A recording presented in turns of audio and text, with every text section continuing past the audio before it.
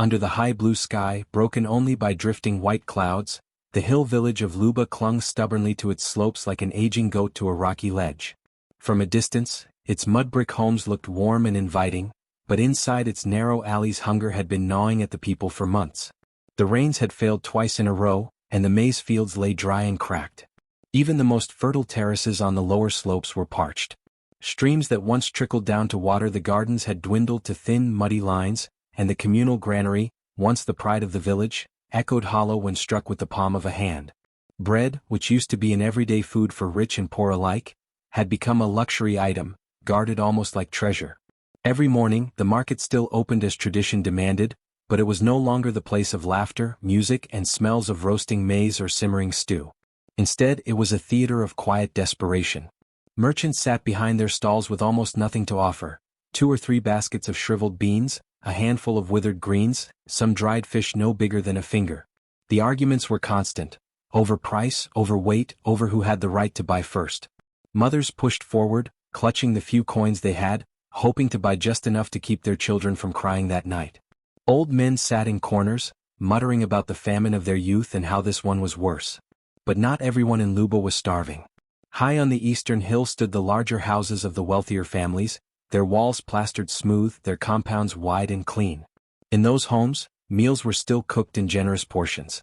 The smell of spiced stews sometimes drifted down into the lower village, stirring both longing and resentment. Bread, especially, remained in the hands of only a few. The baker's family was among the fortunate ones. Their private storehouse of grain meant their oven still glowed hot every morning. The loaves they produced were small and costly, but for those who could afford them, they were warm, golden miracles in a time when most people lived on boiled roots and whatever greens they could forage. Sephu, a 17-year-old girl, stood at the edge of the market that morning, her hands buried deep in the folds of her faded dress.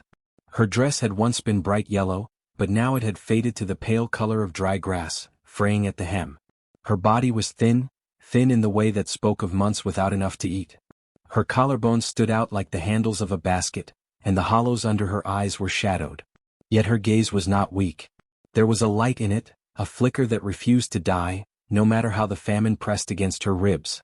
She was alone as she had been for most of her life. Her parents had died when she was 10, swept away by a fever that had taken many in Luba that year. Since then she had lived by her wits, doing laundry for wealthier women, carrying water, tending goats for anyone who would pay in scraps or coins. She had endured hard times before, but this famine was something different. For the past 2 days she had not eaten more than a cup of thin broth given by an old neighbor. Her stomach clenched and twisted inside her now, each movement like the scraping of a sharp stone. Across the market square she saw the baker's shop.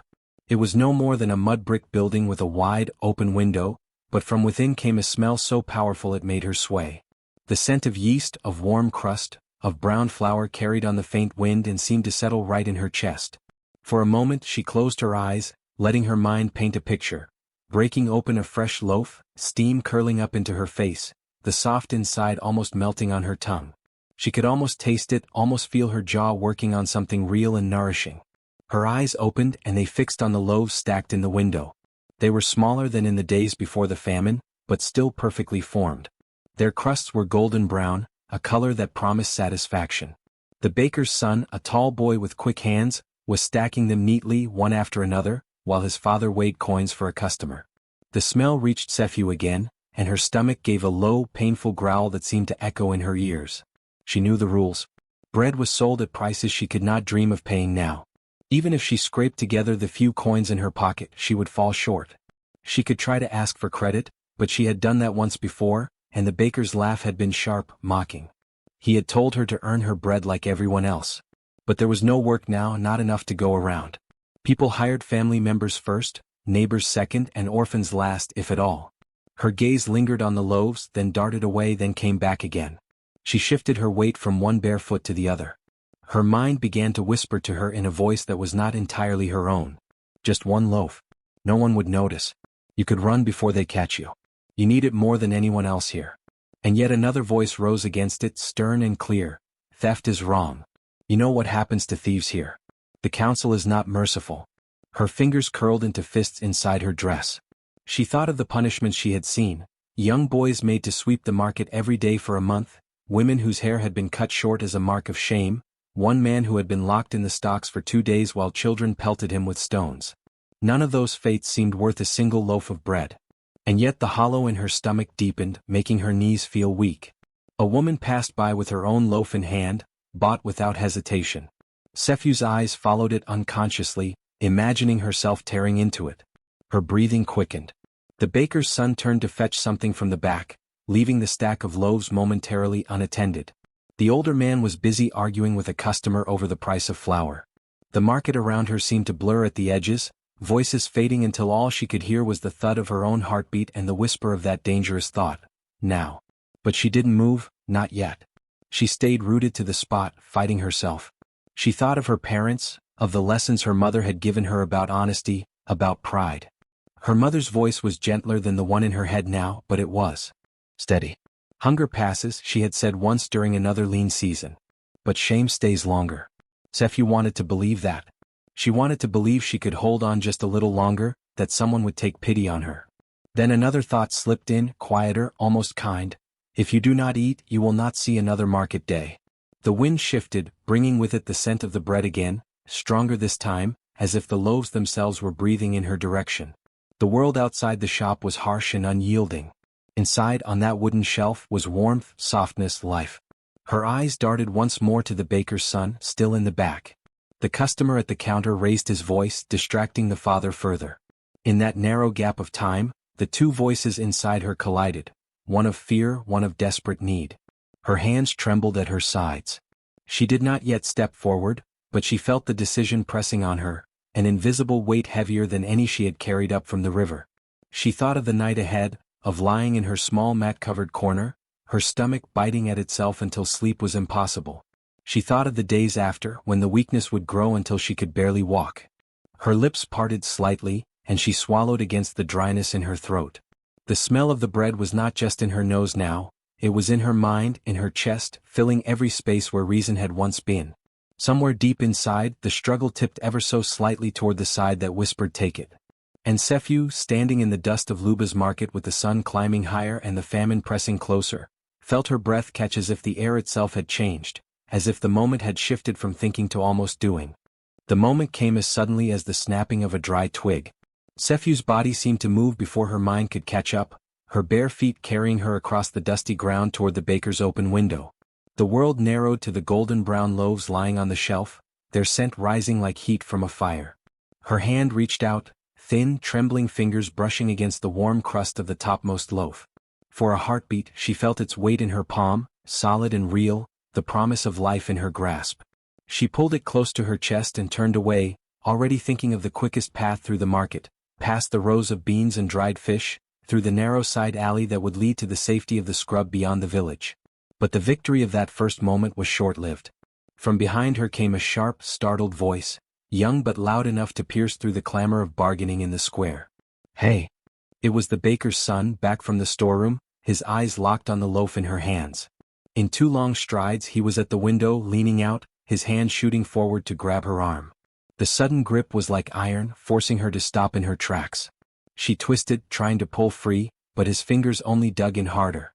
"What do you think you're doing?" he demanded, his voice rising with both anger and the thrill of catching someone in the act. Heads began to turn. A man selling cassava from a battered basket stopped mid-argument with his customer. A child carrying a jug of water paused to stare. The crowd's attention was drawn as if pulled by a string, their eyes settling on the thin, barefoot girl with a stolen loaf clutched to her chest. The baker himself looked up from behind the counter, his broad face darkening as he understood what had happened. He came around to the front, wiping his hands on his apron, his steps slow and deliberate. "A thief," he said, the word heavy with disdain. "I'm not," Sefu started, but the baker's son gave her arm a shake. "You took it without paying," he said. "That makes you a thief." By now, the market had shifted into a different kind of energy. The air seemed thicker, charged with a mix of outrage and curiosity. A few voices rose above the murmurs. "Caught in broad daylight," someone exclaimed. "Poor thing," another whispered, though the words were drowned by louder ones. "She's always hanging around here," muttered a woman near the fruit stall. "I knew she'd do something like this one day." An old man leaning on a stick pushed forward. "Let the council deal with her," he said. "The rules are clear. A thief must be punished." Sephu felt heat flooding her face. She wanted to run, to melt into the crowd, but the grip on her arm held her in place. She looked around and saw eyes, dozens of them, boring into her, some hard with condemnation, others softer but still unhelpful. One young mother holding a baby close murmured to her neighbor, "She's starving. You can see it in her bones." "And what of it?" the neighbor replied sharply. "If they forgive her, tomorrow we'll have 10 more thieves." The baker stepped closer until his shadow fell over her. He was a thick-set man with arms like tree trunks, and his voice carried easily. "There's no mercy for this," he announced to those gathered. "The famine is hard on us all, but if we let theft go unpunished, we invite chaos. My bread is my livelihood. My family works for it. Why should she take what she cannot pay for?" The murmurs grew, people shifting, forming a loose circle around them. Sephu's heart thudded painfully in her chest. She opened her mouth to speak, but the words caught in her throat. What could she say? That she was hungry? Everyone was hungry. That she had no coins? Many here had none. That she was desperate? Desperation, she realized, was no shield. A voice from somewhere in the back called, "Give her a chance. She's just a girl." But another voice immediately countered, "If the baker forgives her, I'll remember that when my own goods are stolen." The baker's son tugged at her arm, forcing her to face his father. "What do we do with her?" he asked, a note of satisfaction in his tone. "We take her to the council," the baker said. "They will decide the punishment." A murmur of agreement rippled through the crowd, though here and there were faces that looked away, unwilling to meet her eyes. Sephu caught sight of an elderly woman at the edge of the group, her lips pressed into a thin line. The woman's gaze was not cruel, there was recognition there, maybe even pity, but she did not step forward. The baker extended his hand, and his son forced Sephu to hand over the loaf. She hesitated a moment, her fingers tightening as if they could keep hold of it through sheer will, but the boy pried it from her grasp. The baker placed it back on the shelf with exaggerated care, as though it had been tainted and now had to be restored to its proper place. "See what happens when you're soft-hearted," he said to no one in particular. "First they beg, then they steal." The circle of onlookers shifted again, closing in behind her as the baker's son pushed her forward. The crowd moved with them, the low hum of conversation a mix of excitement, judgment, and from a few, quiet sympathy that was quickly drowned out. Sephu kept her head down, her jaw tight. Each step toward the council hall felt heavier, as though the dusty ground itself were pulling her down. Her stomach ached, but not from hunger now. This was a deeper, colder ache, one that came from knowing that she had been caught, that there would be no kindness waiting for her in the place she was being led. And above the murmuring crowd, the baker's voice carried still, repeating the same warning over and over, "Mercy for one thief invites 100 more." The path to the council hall was short, but to Sephu it felt like the longest walk she had ever taken. The crowd followed close behind, their murmurs like the low hiss of wind through dry grass. Some children ran ahead to shout the news. By the time the baker's son dragged her up the worn stone steps, the 5 elders of Luba were already seated on their carved wooden stools beneath the open-roofed shelter. The hall was nothing more than a shaded courtyard with mud brick walls, but here decisions were made that could shape or break a person's life. At the center sat the head elder, Mzee Kato, a tall, lean man with skin the color of polished ebony and eyes that seemed to weigh every soul that stood before him. To his right was Elder Pendo, a sharp-tongued woman whose silver hair was braided tightly against her head. To his left, Elder Jabari, whose voice could boom like thunder when angered. The last 2 elders, Moel and Sanyu, were quieter men, but their words carried equal weight in the council's rulings. The baker stepped forward, chest puffed out, and bowed stiffly before speaking. "Honored elders, I bring before you a thief. This girl," he thrust his hand toward Sephu, "was caught in my shop stealing bread. She had no coins, no right to take it, and no shame in doing so." The baker's son, still gripping Sephu's arm, added, "I saw her with my own eyes, holding the loaf, ready to run." Elder Pendo's eyes flicked over Sephu from head to toe. "Is this true, girl?" Sephu swallowed, her voice dry in her throat. I was hungry." "Everyone is hungry," Elder Jabari said, leaning forward. "That is not an excuse for theft." Mzee Kato raised a hand to silence the murmurs in the crowd behind her. "We will decide what is to be done. You may step back." The baker and his son retreated, but their faces still burned with self-righteousness. The elders bent their heads together, their voices low at first, then rising in disagreement. "She should work for the baker," Moel suggested, his tone mild. "A month's labor to pay for what she tried to take." "A month?" Elder Pendo scoffed. The girl is young.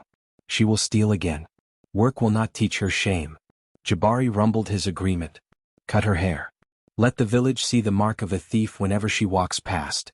Too soft, Pendo countered. When I was a girl, a thief spent 2 nights in the stocks with only water. Let them be mocked so they remember their place. Sephu stood silently, hearing each word like the slow tightening of a rope around her neck. She imagined her hair falling in clumps to the ground, imagined the eyes of the village on her in the stocks, children throwing stones or mud. But Mzee Kato remained quiet through it all, his long fingers drumming on his knee. Finally he spoke, his voice calm but carrying enough weight to hush the others. The punishment must fit the crime. She tried to take food. Let her be given to the company of animals that live where food is kept. Elder Sanyu frowned. What do you mean? Kato's gaze shifted to the granary at the edge of the square, and beyond it, the low wooden fence of the goat pen. She will spend the night there locked in with the goats. It is no great suffering, but it will be seen by all. They will know why she is there. She will taste humiliation more than hunger. A ripple of laughter passed through the onlookers at the novelty of the idea. Elder Pendo tilted her head, considering. Public shame without lasting harm. It may serve. It will show others what becomes of those who take what is not theirs, Kato added. The sight of her in that pen will speak louder than any whip or cutting of hair. Jabari grunted. Let it be done. But let her not be fed until morning. Moel gave a small nod, though his eyes on Sephu were softer than the rest. So be it. Kato straightened in his seat. It is decided.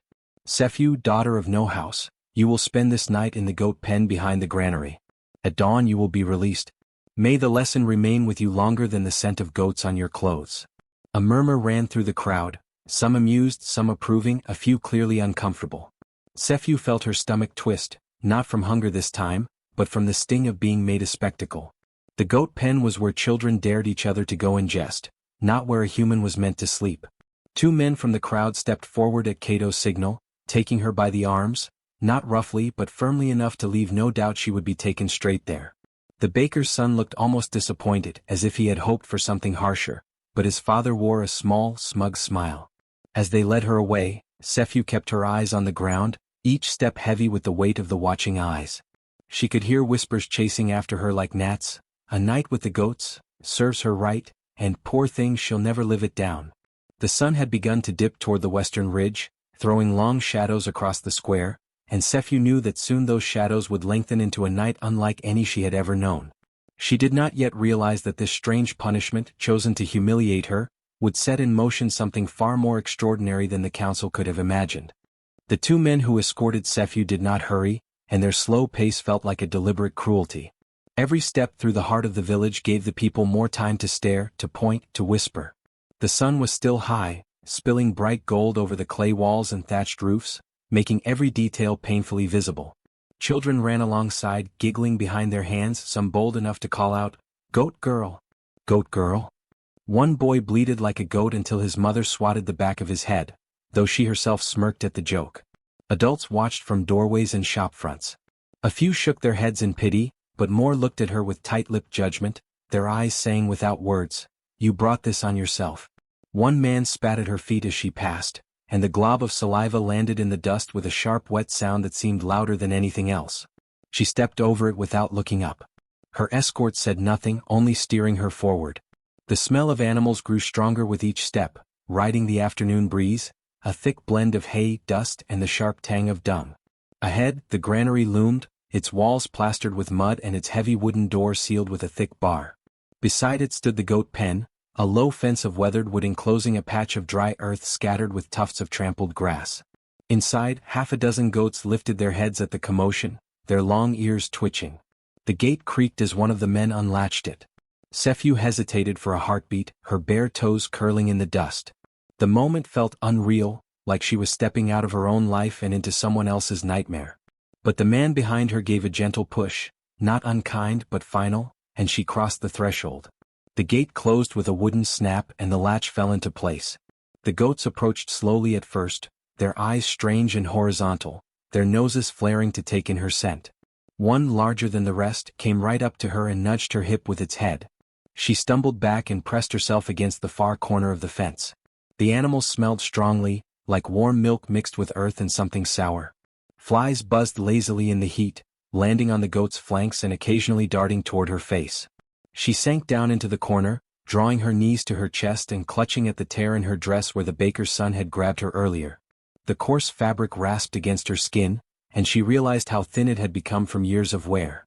A strand of her hair fell across her eyes, and she brushed it away, her fingers trembling. From outside the fence, people lingered to watch. A pair of young women walked past, giggling behind their palms. "She'll smell like goat for a week," one said. "Serves her right," the other replied, not bothering to lower her voice. Some stayed longer, leaning on the fence as if she were part of a strange show. A boy tossed a pebble into the pen, missing her by a few feet, and laughed when one of the goats snorted in alarm. Sephu tried to keep her gaze on the ground, but the humiliation seeped into her like cold water. She could feel the weight of every pair of eyes, every whispered word, every ripple of laughter. Her stomach tightened, not from hunger alone, but from the ache of knowing she was now something to be mocked, a story to be told around cooking fires. A goat's bleat startled her, high and sharp, and she glanced up to see two of them squabbling over a patch of hay. The noise made a few of the onlookers chuckle. Someone imitated the bleat, and the group erupted in laughter. The smell was everywhere, thick, clinging, sinking into her skin and hair. She could taste it when she breathed through her mouth, a bitter tang that coated her tongue. She shifted further into the corner, tucking her feet beneath her, trying to make herself smaller. She wondered if hunger had cost her all dignity. The bread had seemed so simple in that moment, just one loaf, warm and fragrant, the cure for the gnawing emptiness in her belly. Now she sat among goats, her name blackened, her shame displayed for the entire village. The shadows lengthened slowly as the sun began to slide toward the horizon. The crowd outside thinned as people went home to prepare their evening meals, though a few stragglers stayed, glancing over at her while pretending to chat about other matters. Children still passed by now and then, their laughter trailing behind them like ribbons. The goats resumed their slow chewing, unbothered by her presence. One lay down a few feet away, its heavy-lidded eyes half closed, chewing with the same patient rhythm as if nothing in the world could hurry it. Another approached and sniffed at her knee, its breath warm and surprisingly gentle. She didn't move, afraid of startling it. Somewhere in the village, someone began to pound millet with a wooden pestle, the steady rhythm carrying on the breeze. The sound reminded her of evenings with her mother long ago before the fever took her.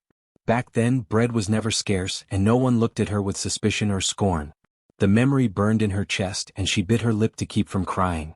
The air cooled slightly as the light dimmed, and she pulled her torn dress tighter around herself. She knew the night would bring chill, and she had nothing but the coarse hay on the ground to keep her warm.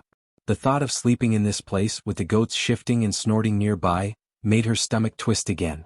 But she was too tired to think beyond the moment. She lowered her head onto her knees, the rough wood of the fence at her back, and tried to block out the sounds of the village settling in for the night. In the distance, she could hear faint laughter, the smell of cooking fires reaching her even here. Hunger gnawed at her again, sharper than before, but now it shared space with something colder, an ache that had nothing to do with an empty belly. She did not know that the goats watching her would change the course of her fate before the sun rose again. The sun dipped lower, painting the clay walls of Luba in streaks of amber and rust. The air cooled in small, hesitant breaths, carrying with it the scent of cooking fires and spiced stews, torture to Sephu's empty stomach. Shadows crept longer across the goat pen, blurring the lines between day and night. Most of the crowd had drifted away, leaving only a handful of villagers who lingered near the fence, their conversations hushed but persistent. Sephu sat in the corner, her knees pulled up, her chin resting on them. She had tried to ignore the goats since they had first approached her, telling herself they were just animals looking for something to chew or sniff. But now something was changing. Slowly they began to draw closer, not wandering in the absent-minded way of livestock but moving with an odd deliberation, their hooves tapping against the dry ground in a slow, steady rhythm. At first she thought it was coincidence. A pair of goats came near to graze on a pile of hay close to her, their heads bent low. But when she shifted they did not shy away. Another goat, smaller, with a white patch over one eye, ambled in and stood directly in front of her, staring with those strange rectangular pupils. The others began to follow suit, until they formed a loose, uneven circle around her. They stood or lay with their bodies angled toward her, as though she were the center of their quiet gathering. Their soft chewing had stopped. She could hear only the faint scrape of their hooves and the occasional huff of warm breath. Sephu's back prickled. Goats weren't dangerous, but they weren't supposed to behave like this either. In her years in the village, she had seen them headbutt children for sport or scatter at loud noises, not stand watch over someone. A brown goat stepped forward and nudged her gently with its muzzle. She froze, unsure whether to push it away. The nudge came again, softer this time, almost cautious. Her hand lifted on its own, brushing against the coarse hair between its horns. The goat gave a small, satisfied snort. Then another approached from behind her and lowered itself to the ground. Without thinking, Sephu leaned back slightly, and the goat stayed still, offering the warmth of its flank like a cushion. Her head found its side almost naturally, the rise and fall of its breathing steady against her cheek. From the other side of the fence, a man who had been leaning on the rails straightened suddenly. "You see that?" he whispered to the woman beside him. "I see," she replied, her voice low and wary. "That's no ordinary thing." Two children ran past, slowed when they noticed the circle of goats and stared wide-eyed. One of them made the sign to ward off bad luck, muttering about spirits. The man shook his head. "They're guarding her," he said, as if stating something unholy. "Like she's one of their own." More people began to notice. Someone further up the path called out for others to come see. Soon a small knot of villagers stood a few paces from the pen, their expressions a mixture of suspicion and unease. Inside, Sephu shifted slightly, feeling the warmth from the goat at her side seeping into her bones. It was the first comfort she had felt since morning, and her eyelids grew heavy despite her efforts to remain alert. She had never been this close to an animal without it shoving her away or losing interest, and yet here they stayed, calm, patient, almost protective. A black and white goat moved to stand between her and the fence, blocking her from the view of the onlookers. Another took position just behind it as if reinforcing a barrier. The loose circle tightened subtly, not in threat but in quiet solidarity. The murmurs outside grew louder. "It's a bad omen," someone said. "Animals sense things we can't. Maybe she carries a curse." "Or a blessing," another countered. "Maybe the goats know something we don't." "That's worse," the first voice replied sharply. "Blessings from strange places bring trouble." Sephu caught fragments of these whispers but was too exhausted to untangle their meanings. She closed her eyes for a moment, letting the steady heartbeat of the goat beneath her ear become her anchor. The smell of dung and hay still clung to everything, but it no longer made her stomach twist in disgust. Instead, the mingled sense of animal warmth and dry grass felt oddly grounding, almost safe. A gust of wind swept through, rattling the wooden slats of the fence and carrying a flurry of dust. The goats didn't flinch. They stood firm, as if they had made some silent agreement that she was not to be left alone. Night thickened gradually, the first stars pricking through the deepening blue of the sky. The crowd outside began to thin again, though a few figures remained, unwilling to turn their backs on something so unusual. One old woman lingered the longest, leaning heavily on her walking stick. Her eyes stayed fixed on Sephu, but when she finally spoke, her voice carried a note of something between awe and warning. "The earth chooses its own, and not always the way we expect." Then she turned and hobbled away, leaving Sephu wrapped in the quiet company of her unexpected guards. In the darkness, she could no longer see their faces clearly, only the pale glint of their horns catching the moonlight. Still, she could feel them there, their presence steady and strange, holding back the loneliness that had threatened to crush her. For the first time since the baker's shop, she let out a long, slow breath. The village had gone quiet by the time the moon climbed high above Luba. The noises of evening, pots clanging, voices calling across the lanes, the thud of pestles grinding grain, had faded into the hush of sleep. Only the soft rustle of wind through dry grass and the occasional shuffle of goat hooves broke the silence. Sephu lay curled in the corner of the pen, her back against the rough fence. The air was cool now, cool enough to make her shiver, though the warmth of the goat lying beside her kept the cold from settling too deep. She had drifted in and out of a half-sleep, never fully letting herself relax. Every time her head began to sink into rest, the memory of the day's humiliation would surface again. Faces staring, children laughing, voices calling her thief. Then, from somewhere far away, came a sound that did not belong to the night's usual chorus. A low drumbeat.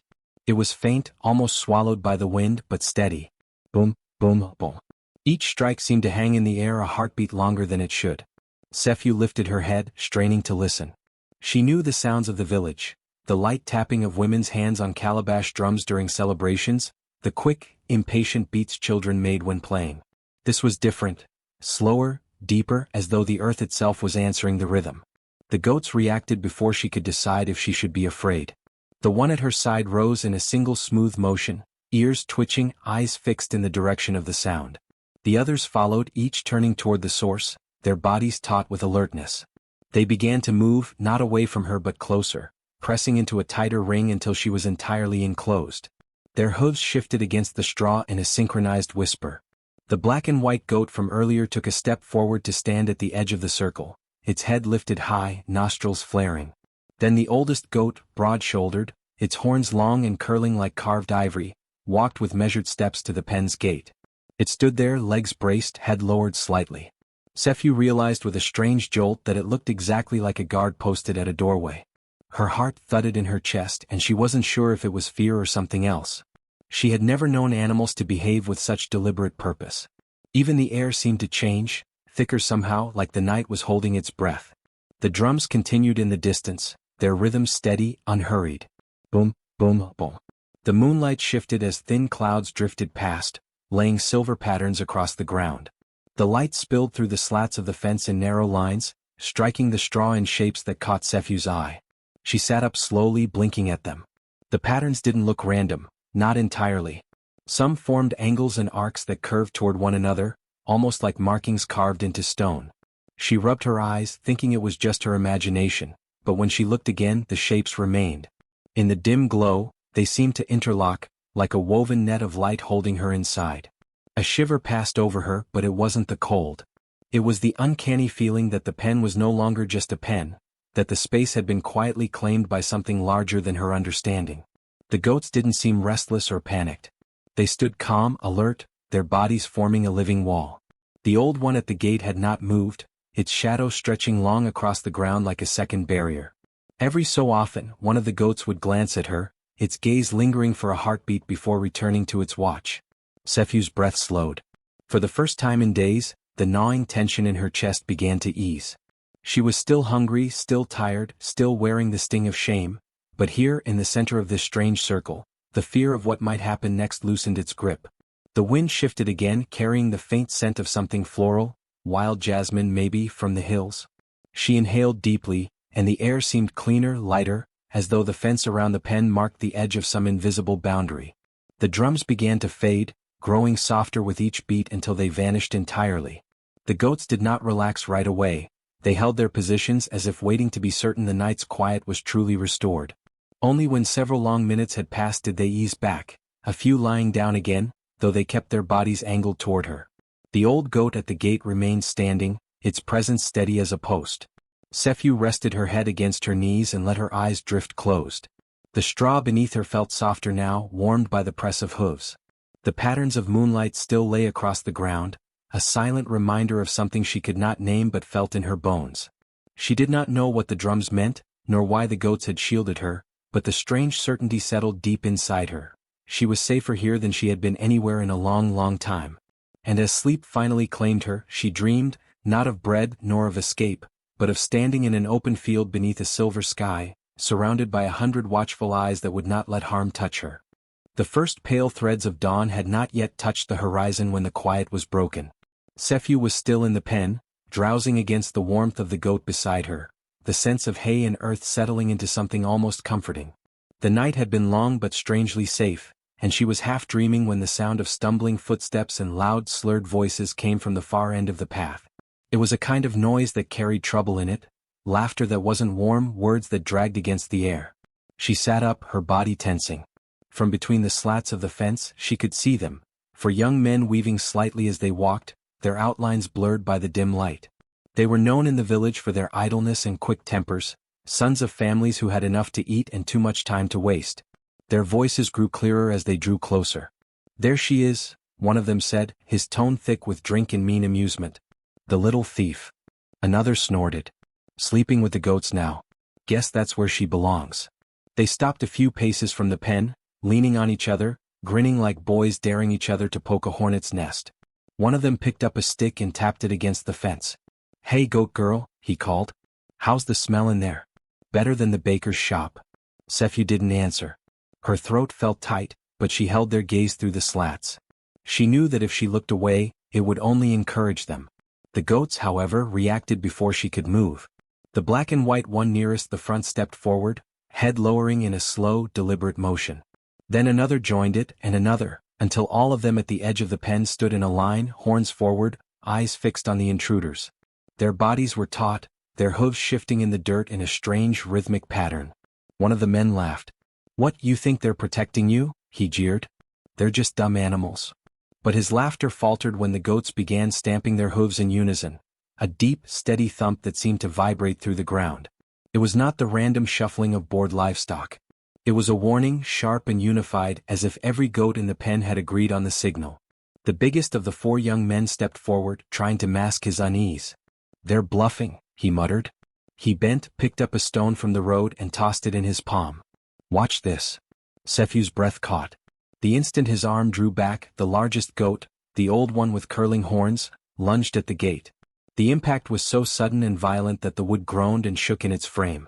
The sound cracked through the quiet morning like a whip. The stone dropped from the boy's hand. "Spirits," one of them gasped, stumbling backward.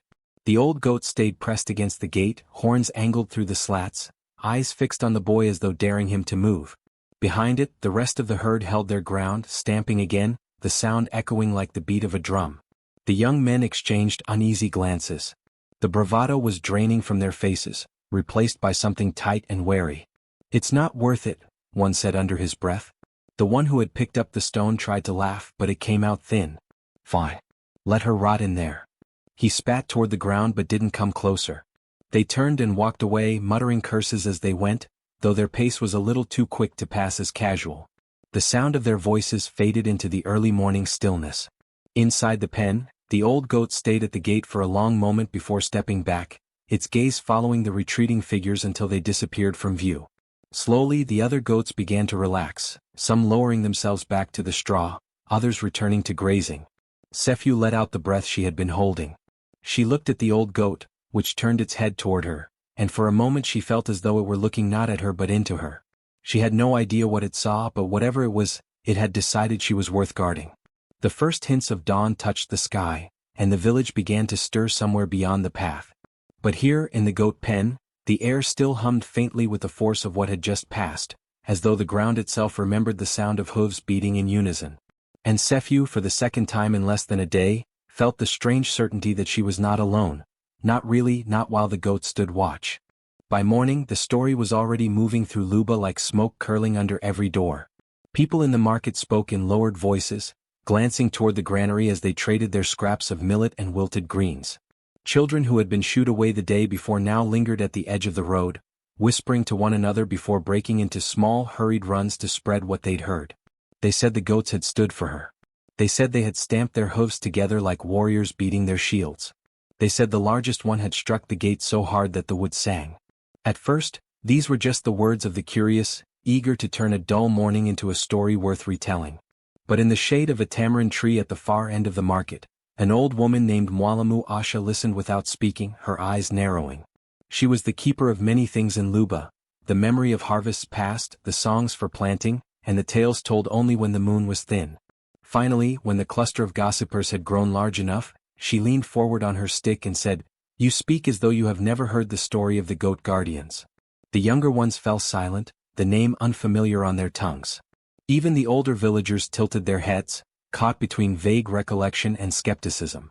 "It was long ago," Asha began, her voice rasping like dry grass. "Before the famine, before the river turned shallow. There came a season when raiders swept through the hills, burning fields, taking what they pleased. Our warriors were away and the village was left bare. But the goats, the goats, they did not run. They formed a wall, horn to horn, against the raiders' path. And the leader of the herd, a great black ram with a white face, charged so fiercely that the raiders fled in shame." She paused, letting the weight of the words settle. A few smiled faintly, thinking it just another fireside tale. But others felt a chill creep into their thoughts. "Since then," Asha went on, "it is said that the herd will bend in loyalty only to one whose heart is pure, and who has been wrongfully shamed before the eyes of all. They will guard that one as they guarded the village, until justice is restored." A murmur passed through the group. Someone scoffed under his breath. Someone else asked if such herds even existed anymore. Across the market, the baker heard the talk and frowned deeply. He wiped his hands on his apron, flour rising in a small cloud. "Nonsense," he said to a customer, loud enough for several to hear. "Goats don't care about hearts. They care about feet. She's a thief, and thieves are dangerous to the village. If we start making excuses for her, others will follow. His words carried weight. He was, after all, a man who fed many. But they didn't scatter the whispers entirely. If anything, the sharpness of his tone made people wonder why he was so quick to dismiss the story. Two women selling cassava roots leaned together, their voices low. "She's an orphan," one said. "What reason would she have to lie? Hunger makes the hand desperate." "And if the goats truly stood for her," the other began, but trailed off, glancing toward the baker's stall as if the thought itself might invite trouble. Asha, undeterred, kept speaking to those who would listen. "Mark me," she said. "If the goats have chosen her, it is no small thing. The pen behind the granary may yet see more than you think." Children were the boldest. They slipped away from their chores to creep near the pen, crouching behind baskets and walls to watch. They saw Sephu sitting quietly among the herd, the goats grazing around her or resting at her feet. When she reached out to scratch the side of one's neck, it leaned into her touch like a trusted friend. By midday, even those who had laughed at the idea found themselves curious. A man who had once fought in the border skirmishes shook his head and muttered, "I've seen goats scatter at the crack of a twig. If these ones stood their ground against a crowd of men, there's more to it than chance." But the baker's voice remained the loudest against her. "Superstitions breed weakness," he told the council's messenger when they came to check on the pen. "If she is freed without punishment, you might as well leave your doors open for thieves. Goats or no goats, she must learn the cost of her actions." Still, doubt had been planted. It wound its way through the lanes and into doorways, settling in like an uninvited guest. The tale of the goat guardians, half forgotten, was alive again in the minds of the villagers. And whether they believed it or not, they could not shake the image of the old goat at the gate, standing like a sentinel through the night. By the time the sun began to sink, the whispers had grown into a quiet hum that touched nearly every ear in Luba. And in the center of it all, Sephu sat among her strange protectors, unaware that her fate was no longer just in the hands of the council, but in the pull of a story older than any living memory. The council met in brief whispers that afternoon, their faces unreadable. When they emerged, the head elder spoke with the same tone used to announce market rules or planting dates. "She will remain in the pen for another night," he said. "If the goat's behavior is mere coincidence, it will fade. If not, we will know." The announcement rippled through Luba. By dusk, more villagers than before had gathered near the granary, pretending to linger over chores or lean on fences. The air was heavy with the scent of cooling earth and curiosity. Sephu, weary but steady, sat cross-legged in the straw, her eyes flicking from the crowd to the herd around her. The goats behaved as they had before, placing themselves between her and the onlookers, their bodies forming a shifting barrier. When a boy tried to dart forward, perhaps to toss a pebble or test their resolve, 3 goats stepped in unison to block him. The boy stopped, grinning nervously, and retreated under his mother's sharp glare. As the night deepened and the crowd thinned, the moon rose in a pale arc. The pen fell quiet save for the slow crunch of teeth on hay. Sephu leaned against the old goat's flank, letting its warmth seep into her bones. Somewhere far off, a jackal's cry split the stillness. The goats froze. One by one, their heads lifted toward the sound. Hooves shifted, straw rustled. The jackal appeared minutes later, a lean shadow slipping between the granary and the fence. Its eyes glinted in the moonlight as it crept closer, low to the ground. Before Sephu could move, the goats surged forward in perfect coordination. The old goat took the lead, lowering its head until its horns caught the moon's light. The others fanned out on either side, stamping sharply in rhythm. The sound carried through the night like a warning drum. The jackal hesitated, ears twitching, then darted sideways. The herd shifted with it, blocking every angle of approach. When the old goat lunged once, swift and sure, the predator broke entirely, disappearing into the dark with a rustle of dry grass. The goats stood still for a moment, listening, before settling back into their places around Sephu. She let out a breath she hadn't realized she'd been holding, her hand resting briefly on the old goat's shoulder. From the shadows beyond the pen, a handful of late-watching villagers exchanged glances. Whatever this was, it no longer felt like accident or coincidence.